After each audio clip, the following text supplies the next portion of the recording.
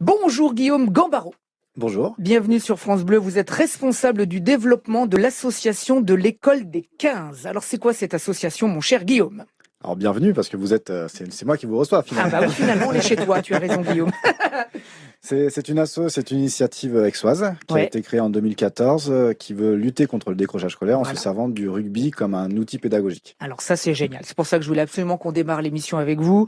L'école des 15, donc c'est une assoce qui lutte contre le décrochage scolaire avec l'aide du rugby. Je crois que l'association est née il y a bientôt 10 ans, hein, c'est ça, en 2014 ? C'est ça, on va fêter nos 10 ans. Ouais, alors on va expliquer exactement concrètement comment ça se passe, mais comment est née il y a en 2014 cette idée alors ? Les fondateurs du groupe Voyage Privé ont eu cette idée de fonder une asso pour rendre à la société ce qu'elle leur avait donné et de se dire finalement le rugby il est destiné à tous, à vous comme à moi, on n'est pas forcément tous gâtés par la nature, il y a les petits, les gros, ceux qui courent vite, ceux qui courent moins vite, et c'est un sport qui permet à tout le monde de se rassembler sur un terrain. Et de se dire que l'école elle est pas faite pour tout le monde et qu'à un moment donné il faut aider certains à donner du sens à leur scolarité, et donc on fait du soutien scolaire, de l'aide aux devoirs et du rugby. Voilà, alors donc ça se passe concrètement. Alors concrètement, voilà, ça se passe comment ? Il y a un jeune qui à un moment donné décroche un peu, se sent pas bien. Alors, on a créé une innovation sociale, avec l'éducation nationale. C'est-à-dire que c'est l'éducation nationale qui on a des collèges partenaires qui orientent les familles et les enfants vers notre structure pour dire cet enfant-là, il a besoin de revoir les bases, il a besoin de revoir le comportement, la vie en société. On travaille sur la citoyenneté. Donc, est-ce que l'enfant et la famille veulent suivre le programme ? Ça, c'est le premier prérequis.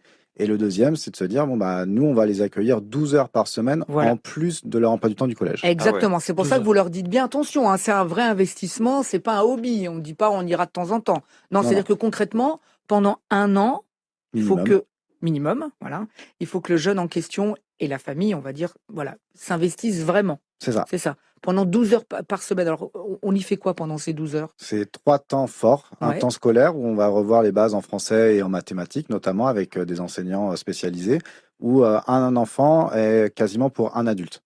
Sur du temps d'aide aux devoirs, et sinon sur du temps scolaire, là on a de la chance par rapport à l'éducation nationale de pouvoir mettre un adulte pour 4 enfants.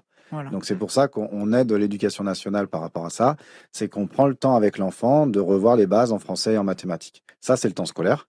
On a aussi des bénévoles, donc on va avoir des retraités, des étudiants, du mécénat de compétences, des entreprises qui libèrent leurs salariés sur leur temps de travail. Vous pourriez sur votre temps de travail venir faire de l'aide aux devoirs, faut négocier. Vous êtes sûr, nous vous êtes sûr. Vu notre niveau, vous êtes sûr. D'accord. Reprendre du temps avec l'enfant, c'est ça le plus important. Donc on a ce temps d'aide aux devoirs. On a un temps social où on va discuter de tous les sujets, savoir est-ce qu'ils ont entendu à France Bleu, est-ce que c'est vrai, et est-ce qu'on va décortiquer ça. Le temps de repas qui est important, c'est des enfants qui mangent pas forcément à table avec leurs parents, ou qui mangent pas à leur faim, ou qui n'ont pas ce temps de discussion qui peut être courant dans d'autres familles. Et puis enfin le temps sportif. Voilà. Et on se sert du rugby sur 2 séances par semaine. Et le rugby aide plus qu'un autre sport par rapport au décrochage scolaire ? Alors moi, forcément, il va pas dire le contraire. Non, c'est le ping-pong. Oui. C'est le ping-pong, c'est mieux. Le golf, c'est pas mal aussi. Bon, voilà. Le polo, mais il faut un cheval, c'est chiant. Mais je salue tous nos collègues du ping-pong. Et du polo, on embrasse. Du polo surtout.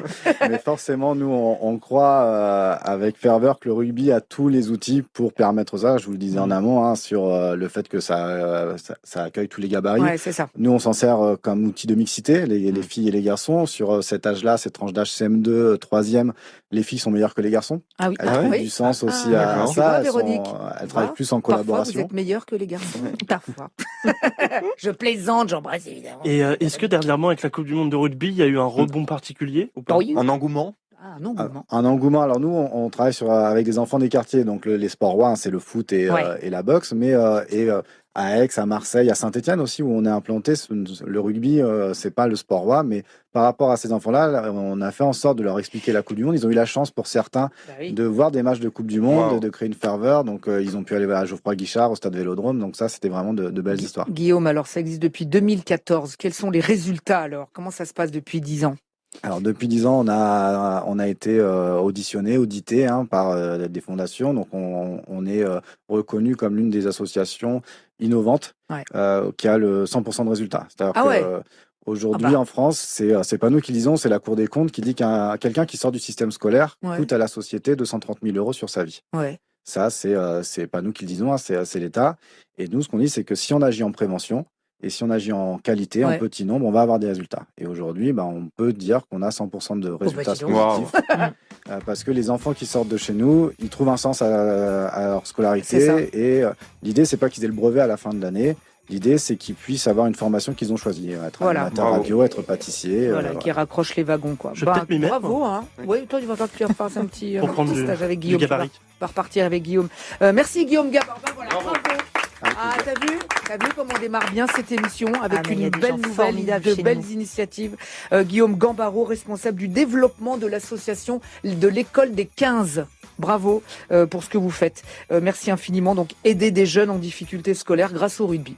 Le décrochage scolaire, bravo. On ouvre partout où les gens veulent qu'on ouvre. Donc on cherche des collectivités locales, on cherche du mécénat privé aussi pour ouvrir partout en France. Donc on a aujourd'hui des pistes en Occitanie, en région parisienne. Donc voilà, n'hésitez pas à nous contacter. Merci infiniment Guillaume, passez une belle journée. Et puis voilà, on démarre bien l'émission, hein, Véronique Lopez, qu'on la démarre bien cette émission. Bien évidemment, puis on est très fiers, nous, à France Bleu Provence, d'être partenaire de Provence Rugby qui appuie cette association. Merci.